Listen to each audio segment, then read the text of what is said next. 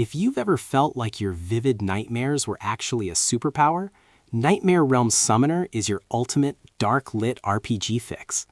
Actus delivers a refreshing twist on the summoner archetype by focusing on the macabre and the unsettling. We follow Arthur, a man who is pulled into a system-integrated world where the only way to survive is to draw power from a dimension made of literal fears. While others are summoning noble knights or elemental spirits, Arthur is reaching into the nightmare realm to pull out twitching, terrifying monstrosities that even the monsters are afraid of.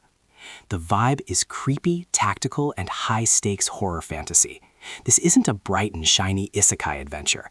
It's gritty, dark, and filled with the kind of tension that comes from knowing your own summons might be as dangerous to you as they are to your enemies. The romance is a secondary, slow-building element centered on trust in a world where everyone has an ulterior motive. It's a story about the nightmare we all carry inside and the summoner who is brave enough to give it a physical form. The world-building is psychological system fantasy. Actus introduces a unique fear-based progression system. The stronger the fear a creature or the summoner feels, the more potent the nightmare energy becomes. We explore a world that is being slowly consumed by the system, where cities are turning into dungeons and your psychological baggage is literally your skill tree.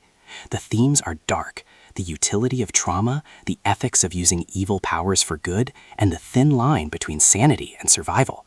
It's a world of phobia shards, eldritch contracts, and the creeping fog of the nightmare realm. The pacing is a suspenseful escalation. Arthur starts as a desperate survivor and evolves into a strategic powerhouse. The book excels at creative problem-solving. Arthur often faces enemies much stronger than himself and has to use the specific terrifying traits of his summons to tilt the scales. The action is visceral and leans into the horror aesthetic with detailed descriptions of his creature's grotesque abilities.